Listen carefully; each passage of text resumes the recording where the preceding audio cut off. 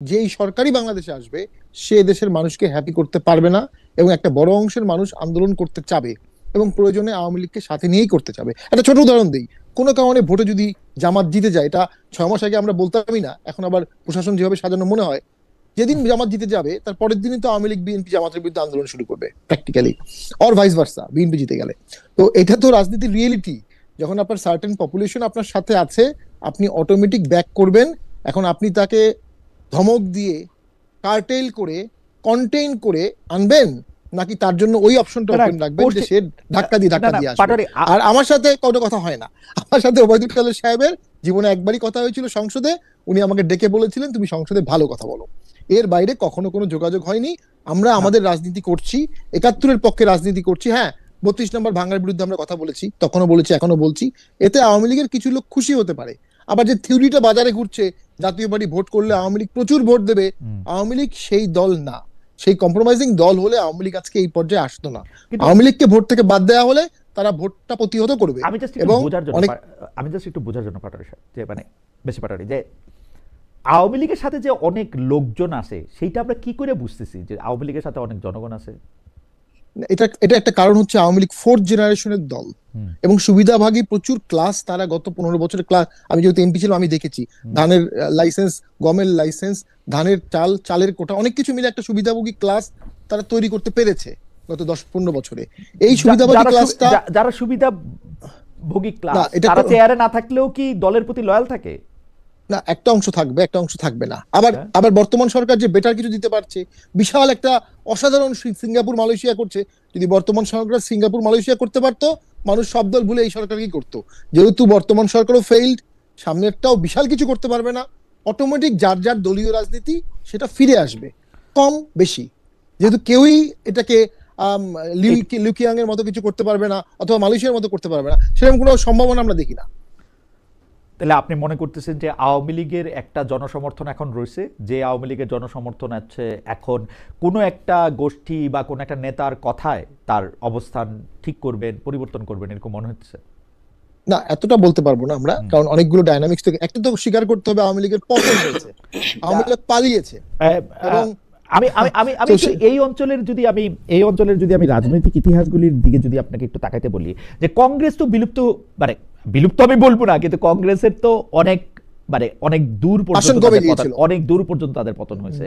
পশ্চিমবঙ্গে সিপিএম এর তো আমরা আসলে চিহ্ন সেই অর্থে দেখি না। পাকিস্তানের মধ্যেও আসলে আমরা ওই যে ওই পার্টিটার নাম ভুলে গেলাম এখন, ওদের তো আসলে মুসলিম লীগ চলে গেছে, হ্যাঁ, মুসলিম লীগ নাই হয়ে গেছে।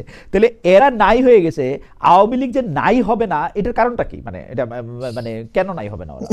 হ্যাঁ, হতে পারে, যে কোনো দলই নাই হতে পারে। ওই যে জামাত যে নাই হলো না, জামাত তো টিকে গেল এত কিছুর পরেও, ফাঁসি দিল, জোর করে ফাঁসি দিল, আইন পরিবর্তন করে কাদের মোল্লাকে ফাঁসি দিল, কিন্তু জামাত তো বিশালভাবে টিকে গেল। জামাতের সাথে যদি ধর্মের এরকম একটা ওতপ্রোত বন্ধন না থাকতো, তাহলে জামাতের ব্যাপারেও অনেক সন্দেহ ছিল যে টিকতো কিনা। আমার ব্যক্তিগত আমি আপনার সাথে একমত। তবে বাংলাদেশের মানুষ জামায়াতের যত ডক্টর শফিকুর রহমান বা তার আগে যারা নেতৃবৃন্দ ছিলেন তাদের দেখে দলটা করেন আসলে জামায়াত কি বলতে চায়, ওই যে ইসলামী রাষ্ট্র শাসন ব্যবস্থার কথা বলতে চায়, সেজন্য করেন না। পাশাপাশি ওই যে আওয়ামী লীগ 71 নিয়ে আসবে, 71 আছে, 71 এফেক্ট হবে, এই থিওরি আসবে, এই প্রোপাগান্ডা আসবে, এই ন্যারেটিভ আসবে। হ্যাঁ, যেমন খালেদ ভাই, আমি একটা মিনিট বলি। পাটারি বলা হয়তো শেষ নাকি শেষ করবেন? আমি এখানে খুবই স্ট্রংলি ডিসএগ্রি করি, কারণ এই আলোচনা অ্যাজ ইফ যে ধরেন আওয়ামী লীগের একটা সরকার ছিল, সে হয়তো ছোটখাটো একটা আন্দোলনের মধ্যে দিয়ে ক্ষমতাচ্যুত হয়েছে, আবার ফিরে আসবে, এরকম মনে হচ্ছে। কিন্তু মাঝখানে একটা গণ অভ্যুত্থান হয়ে গেছে। মাঝখানে আপনার 2000 লোককে তারা খুন করছে, তারা সবাই তরুণ, তাদের বয়স 15, 20, 25 বছর। আপনার 20-25 হাজার লোকের আহত করছে, হেলিকপ্টার দিয়ে গুলি করছে, ট্যাঙ্কের উপরে উঠাইয়া মেরে ফেলছে। এই তরুণ প্রজন্ম এই দেশে থাকবে আরো 40-50 বছর, যার বয়স এখন ধরেন যে 20 বছর, সে আরো 50 বছর এই দেশে থাকবে। সো আপনি আওয়ামী লীগকে জাস্ট একটা স্বাভাবিক প্রক্রিয়া চিন্তা করা, আমি মনে করি না যে ডক্টর কালিম এই 2000-এর হিসাবটা কি অগাস্ট 15 ইউএন এদের পর্যন্ত? কারণ হচ্ছে যে বাংলাদেশ আমি শুধু অগাস্টে যখন গণ অভ্যুত্থানটা হচ্ছে তখন পাঁচ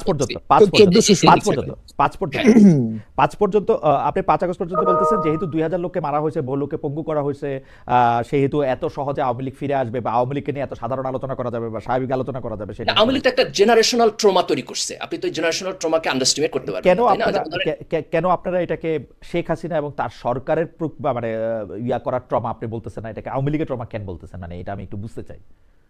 দেখেন শেখ হাসিনা কে? সে তো আওয়ামী লীগের সভানেত্রী। না আমি শেখ হাসিনাকে কোট করি, তা আমাকে ছাড়া আওয়ামী লীগের সকল ব্যক্তিকে কেনা যায়, আমি আওয়ামী লীগ না। শুনেন, এগুলো রেটরিক কথাবার্তা, কিন্তু রেটরিক না তো। আপনি শেখ হাসিনা সর্বশেষ মন্ত্রিসভায় দেখেন, আওয়ামী লীগের পাবেন না কইজা। কেন আওয়ামী লীগ পাবেন না? আমি বলি প্রথম সারির আওয়ামী লীগ না, আমি বলি প্রথম সারির আওয়ামী লীগ না, আওয়ামী লীগ যে বেসিসের উপর দাঁড়ায় আছে, ধরেন জয় বাংলা স্লোগান কি ব্যবহার করে নাই এই ফ্যাসিবাদ তৈরি করার জন্য? ধানমন্ডি 32 কি তার সিম্বল ছিল না? মুক্তিযুদ্ধকে কি সে বিক্রি করে নাই? সেগুলিকে বিক্রি করছে, কিন্তু সেগুলি বিক্রি করছে, কিন্তু তার সেগুলি ব্যক্তি দায়, তার মন্ত্রিসভার তার যেই লোকজনগুলি, সেগুলি তার ব্যক্তি দায়। আমি তার বারবার বলতেছি, এর কোনোটাই সে করে নাই। এই কারণ কইরা একটা কাজও, যেমন ধরেন সংবিধানের কথা আমি বলি, সংবিধানে গুম খুনের কথা আছে, আর আওয়ামী লীগই তো আসলে, আপনি 32 নম্বরের কথা বলতেছেন, 32 নম্বরে যে লোকটা মারা গেছে সপরিবারে, সেই লোকটা আওয়ামী লীগ করতো না, শেষ পর্যায়ে গিয়া সে করতো আরেকটা দল, দেশে বাকশাল করতো আর কি। কিন্তু আচ্ছা, আপনি এই কথা বলেন খালেদ ভাই, আজকে পর্যন্ত আপনি আওয়ামী লীগের একজন নেতা পাইছেন যে বলছে যে শেখ হাসিনা আমার দলটারে শেষ করে ফেলছে? না, অনেক লোককে আপনি চান্স দিলে বলবে এই কথা, আপনি তো চান্সই দিচ্ছেন না। আপনি তো আওয়ামী লীগের লোক, আপনি তো চান্সই দিচ্ছেন না। আপনি জিজ্ঞেস করে দেখেন, বহু লোক এই কথা বলছে তার দল শেষ করে ফেলছে। তার দল যে শেষ হয়ে গেছে কারো না কারোর জন্য তো শেষ হয়েছে, শেখ হাসিনার জন্য শেষ হয়েছে, সেজন্য সে ফেরার, সেজন্য সে মানুষের কাছে দাঁড়ে দাঁড়ে ঘুরে। তাদেরকে বলেন এটা বলতে, আরো বেশি বেশি বললে তখন আপনার দেখবেন মানুষের জনমত তাদেরকে একটু পজিটিভ হবে। আপনি তারে মিনিমাম সুযোগটাও দিবেন না বলতে। কেমনে সে বিদেশে বলবে? সে তো কোনি খাবে আওয়ামী লীগের লোকের কাছে। বিচার হোক, অপেক্ষা করুক, বিচার হোক, বিচারের পরে আসবে রিকনসিডার। আমি তো ইনফাইনাইট টাইমের জন্য কখনোই বলি না যে আপনি এটাকে বন্ধ করে রাখবেন, কিন্তু আপনি এখনই দিবেন, আমি এটার কোনো মিনিং খুঁজে পাই না। না, এখনই দিবেন মানে আপনি তার রাজনীতিটা বন্ধ করে রাখবেন দল হিসাবে, তাকে দল বা দেশ বা একটা যে অপ্রাণবাচক জিনিস, সে তো আসলে মানে কোনো অপরাধ করতে পারে কিনা আমি ঠিক জানি না, মানে এইটাতে আমি কনভিন্স হতে পারি না।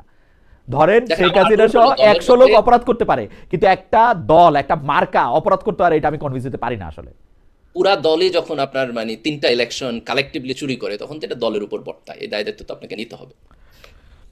আমরা একটু ব্যারিস্টার পাটোয়ারি আপনার কাছে একটু জানতে চাই যে এইটার ক্ষেত্রে আসলে ডক্টর গালিবের অবস্থান, জামাত ইসলামের অবস্থান এবং আরো অনেকের অবস্থান একদম স্পষ্ট যে তারা এইটাতেই বলতে পারবেন। আমি আপনার কাছে শেষ প্রসঙ্গে আসি। শেষ প্রসঙ্গটা এরকম হচ্ছে যে একটা টকশোতে, সাম্প্রতিক একটা টকশোতে হেফাজত নেতা খেলাফত মজলিসের প্রধান মাওলানা মামুনুল হক এক ধরনের স্বীকারোক্তির সুরে বলেছেন যে আওয়ামী লীগ রাজনীতির মাঠে থাকলে, নির্বাচনে থাকলে আওয়ামী লীগকে ঠেকাতে তিনি বা তার দল বিএনপিকে সমর্থন দেন, বিএনপির বিজয় কামনা করেন। এখন আওয়ামী লীগ না থাকে, তারা বিএনপির বিরুদ্ধে অবস্থান নিয়ে রাজনীতি করছেন।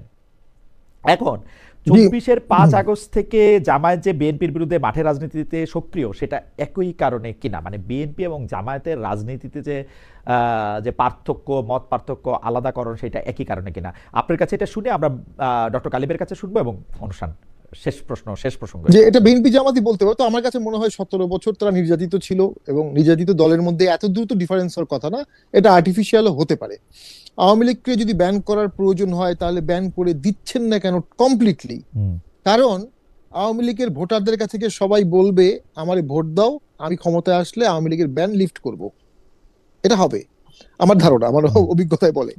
এবং এটা বলছেও তারা অনেকে, আওয়ামী লীগের বিরুদ্ধে মামলা প্রত্যাহার করে নেব, কোনো মিথ্যা মামলা থাকবে না, এই সেই অনেক কিছু বলছে। ওইখানে একটা ভোটের রাজনীতি আছে।